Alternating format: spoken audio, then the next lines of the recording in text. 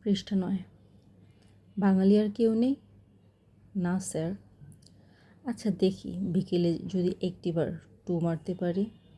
তারপর আমার দিকে ফিরে বলল, তোপসে, তুই একটা মুখোশ চাস?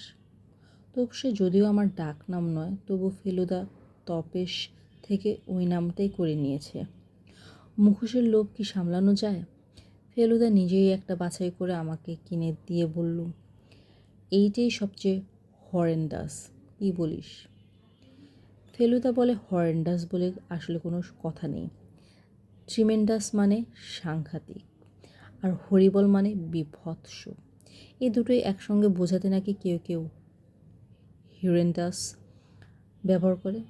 মুখোশটা সম্বন্ধে যে ওই কথাটা দারুণ খাটে, সে বিষয়ে কোনো সন্দেহ নেই। দোকান থেকে বেরিয়ে ফেলুদা আমার হাত ধরে কি একটা বলতে বলতে হঠাৎ থেমে গেল। এবারও দেখি ফেলুদা একজন লোকের দিকে দেখছে। বোধহয় কাল রাতে যাকে দেখেছিল সেই লোকটাই। বয়স আমার বাবার মতো, মানে 40-42, গায়ের রং ফর্সা, চোখে কালো চশমা। যে স্যুটটা পরে আছে সেটা দেখে মনে হয় খুব দামি। ভদ্রলোক মেলের মাঝখানে দাঁড়িয়ে পাইপ ধরাচ্ছেন। আমার দেখেই কেমন যেন চেনা চেনা মনে হলো, কিন্তু কোথায় দেখেছি ঠিক বুঝতে পারলাম না। ফেলুদা সোজা লোকটার দিকে এগিয়ে গিয়ে তার পাশে দাঁড়িয়ে ভীষণ সাহেবী কায়দায় উচ্চারণে বলল, এক্সকিউজ মি, আপনি মিষ্ঠা চ্যাটার্জি? ভদ্রলোক একটু গম্ভীর গলায় পাইপ কামড়ে বলল, no, I am not. Feluda খুবই অবাক হবার ভান করে বলল, স্ট্রেঞ্জ, আপনি সেন্ট্রাল হোটেলে উঠেছেন না? ভদ্রলোক একটু হেসে অবজ্ঞার সুরে বললেন, না, Mount Everest, and I don't have a twin brother. এই বলে ভদ্রলোক কটকটিয়ে অবজারভেটরি হিলের দিকে চলে গেলেন। যাবার সময় লক্ষ্য করলাম যে তার কাছে একটা ব্রাউন কাগজে মোড়া প্যাকেট, আর কাগজটার গায়ে লেখা নেপালি কিউরি শপ।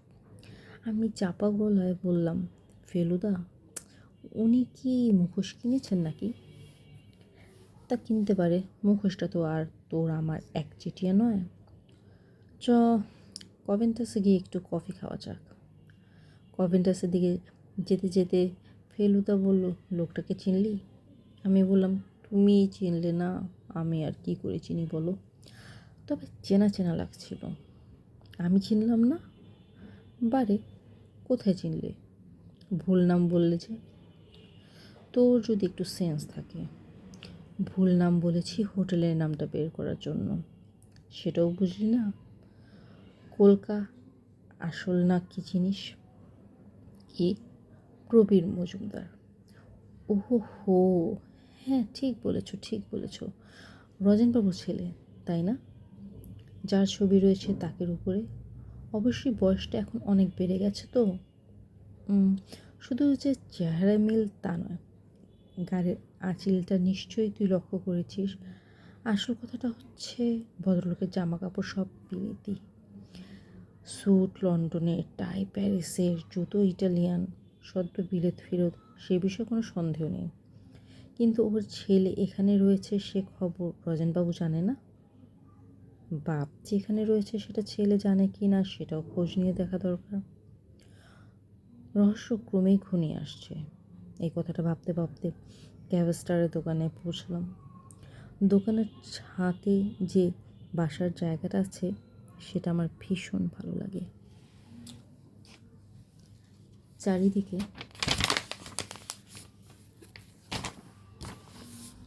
দার্জিলিং শহরটা, আর ওই নিচে বাজারটা দারুণ দেখায়। ছাদে উঠতে দেখি কোণের টেবিলটার চুরুট হাতে তিনকড়িবাবু বসে কফি খাচ্ছেন।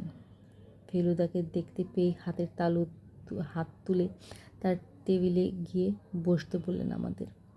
আমরা তিনকড়িবাবুর দুদিকে দুটো টিনের চেয়ারে বসলাম। তিনকড়িবাবু ফেলুদাকে বলল, ডিটেকশনে তোমার পারদর্শিতা দেখে খুশি হয়ে আমি তোমাদের দুজনেকে দুটো হট চকলেট খাওয়াবো, আপত্তি আছে? হট চকলেটের নাম শুনে আমার জিভে জল এসে গেল। তিনকুড়িবাবু তুড়ি মেরে একটা বেয়ারাকে ডাকলেন। বেয়ারা এসে অর্ডার নিয়ে গেল। পর তিনকুড়িবাবু কোটের পকেট থেকে একটা বই বার করে ফেলুদার দিকে দিয়ে বলল, এই নাও। একটা এক্সট্রা কপি ছিল, আমার লেটেস্ট বই, তোমায় দিলুম। বইয়ের মলাটটা দেখে ফেলুদার মুখটা হাঁ হয়ে গেল। আপনার বই মানে? আপনার লেখা? আপনি গুপ্তচর নাম নিয়ে লেখেন? তিনকুড়িবাবু আধ বোঝার চোখ অল্প হাসি হেসে মাথা নেড়ে হ্যাঁ বললেন। ফেলুদা অবাক ভাব আরও যেন বেড়ে গেল। সে কি, আপনার সব কটা উপন্যাস যে আমার পড়া। বাংলায় আপনার ছাড়া আর কারো রহস্য উপন্যাস আমার ভালো লাগে না। Thank you. ব্যাপারটা কি জানো, এখানে একটা প্লট মাথায় নিয়ে লেখার জন্য এসেছিলাম। এখন দেখছি বাস্তব জীবনের রহস্য নিয়ে মাথা ঘামিয়ে ছুটিটা ফুরিয়ে গেল। আমার সত্যি দারুণ লাগ আপনার সঙ্গে এভাবে আলাপ হয়ে গেল। দুঃখের বিষয়, আমার ছুটির মেয়াদ সত্যিই ফুরিয়ে এসেছে। কাল সকালে চলে যাচ্ছে আমি। আশা করছি যাবার আগে তোমাদের আরও কিছুটা হেল্প করে দিয়ে যেতে পারবো। ফেলুদা এবার তার এক্সাইটিং খবরটা বাবুকে দিয়ে দিল। রজনবাবুর ছেলে কাজ দেখলাম। বলো কি হে? এই 10 মিনিট আগে। তুমি ঠিক বলছো? চিনতে পেরেছো তো ঠিক? 14 আনা শিওর। মাউন্ট এভারেস্ট হোটেলে গিয়ে খোঁজ করলে বাকি 2 আনাও পুরো হয়ে যাবে। তিনকুড়িবাবু হঠাৎ একটা দীর্ঘশ্বাস ফেললেন। রজনবাবুর মুখে তার ছেলের কথা শুনেছ? কাল যে বললেন তার বেশি শুনিনি। আমি শুনেছি অনেক। ছেলেটি অল্প বয়সে বকে গিয়েছিল। বাপের সিন্দুক থেকে টাকা চুরি করে ধরা পড়েছিল। রজনবাবু তাকে ত্যায্যপুত্র করেন, বাড়ি থেকে বেরিয়ে যেতে বলেন। ছেলেটি গিয়েছিল তাই। 24 বছর বয়স তখন তার, একেবারে নিখোঁজ। রজনবাবু অনেক অনুসন্ধান করেছিলেন, কারণ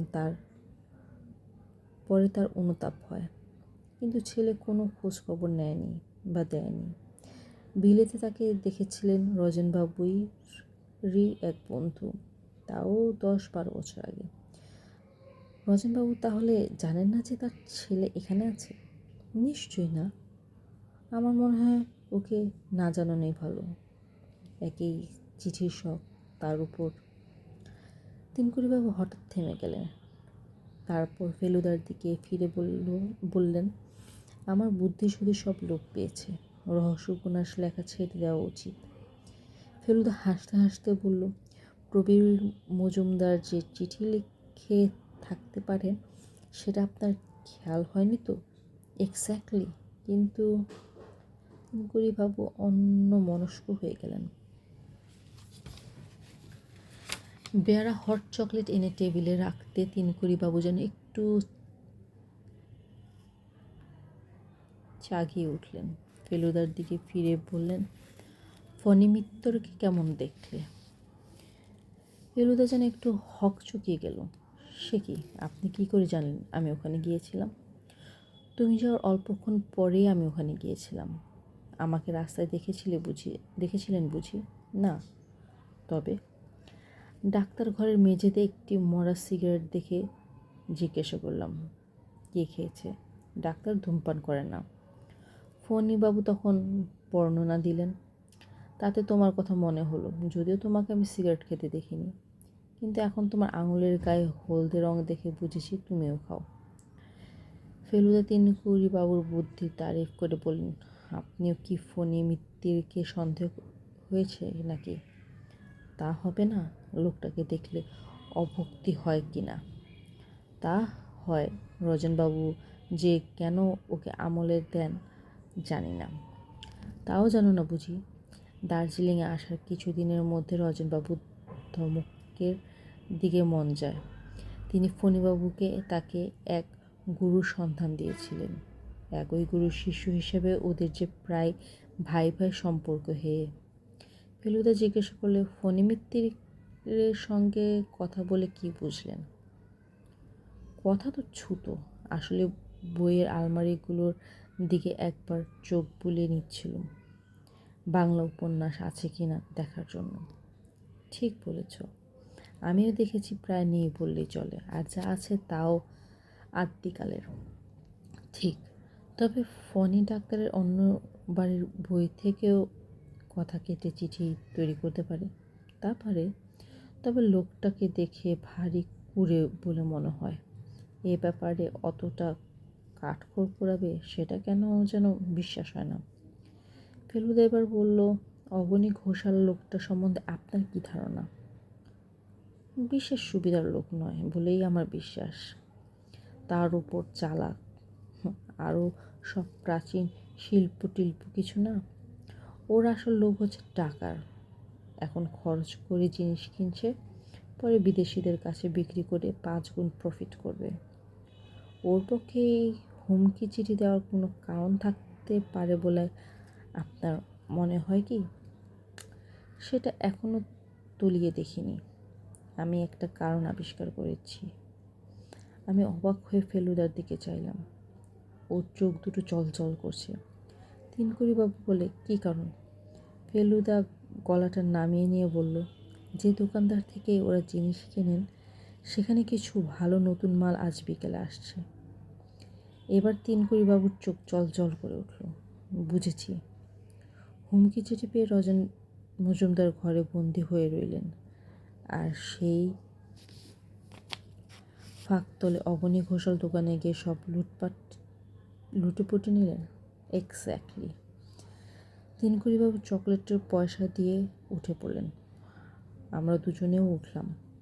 উৎসাহে আর উত্তেজনায় আমার বুকটা টিপ টিপ করছিল। অবনী ঘোষাল, প্রবীর মজুমদার আর ফণি মিত্তল, তিনজনকেই তাহলে সন্দেহ করার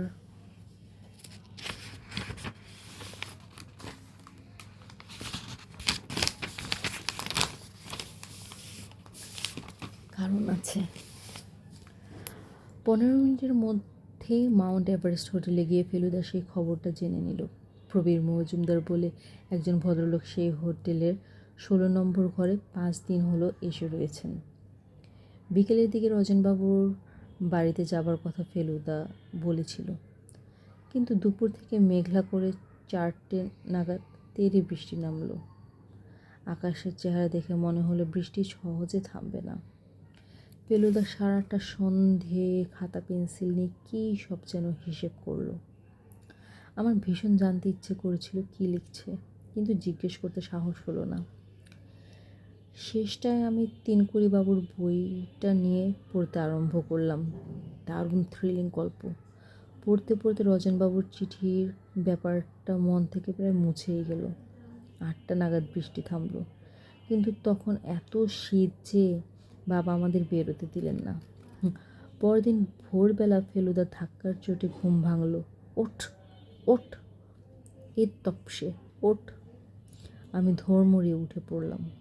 ফেলুদা কানের কাছে মুখ এনে দাঁতে দাঁত চেপে এক নিঃশ্বাসে বলে গেল, রজনবাবুর নেপালি চাকরটা এসেছিল, বলল বাবু এখনই যেতে বলেছে, বিশেষ দরকার। তুই যদি যেতে চাস তো।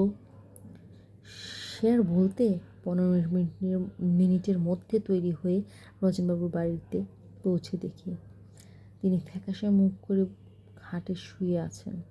ফণি ডাক্তার তার নাড়ি টিপে খাটের পাশটায় বসে, আর তিনকুড়িবাবু এই শীতের মধ্যে একটা হাত পাখা নিয়ে মাথার পিছনটা দাঁড়িয়ে হাওয়া করছেন।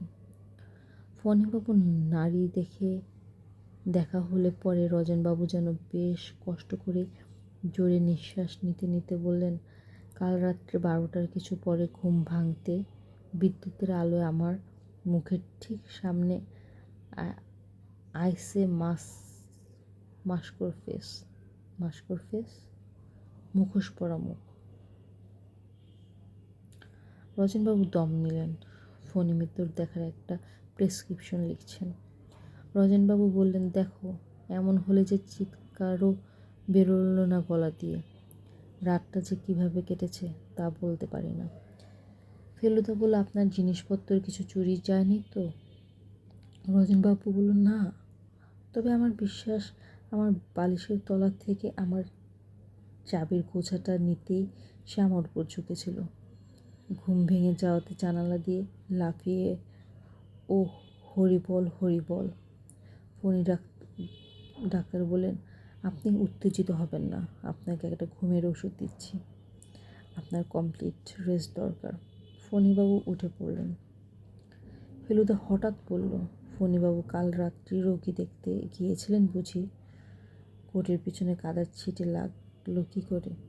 ফণিবাবু তেমন কিছু না ঘাবড়ে বলেন, ডাক্তারের লাইফ তো জানোনি, তাদের সেবায় যখন জীবনটাই উৎসর্গ করেছি, তখন ডাক যখনই আসুক না কেন বেরোতেই হবে, সে ঝড় হোক আর বৃষ্টি হোক আর বরফই পড়ুক। ফণিবাবু তার পাওনা টাকা নিয়ে চলে গেলেন। রজনবাবু এবার সোজা হয়ে উঠে বসে বললেন, তোমরা আসতে অনেকটা সুস্থ বোধ করেছি, বেশ খানিকটা ঘাবড়িয়ে গিয়েছিলুম জানো। এখন বোধহয় বৈঠকখানা গিয়ে একটু বসা চলতে পারে। ফেলুদা আর তিনকুড়িবাবুর হাত ধরাধরি করে রজনবাবু বৈঠকখানায় এসে বসলেন। তিনকুড়িবাবু বললেন, স্টেশনে ফোন করেছিলুম, যদি খাওয়াটা দুদিন পেছানো যায়, যদি যাওয়াটা দুদিন পেছানো যায়। রহস্যের সমাধান না করে যেতে মন চাইছে না, কিন্তু ওরা বললে এর টিকিট ক্যান্সেল করলে 10 দিনের আগে বুকিং পাওয়া যাবে না।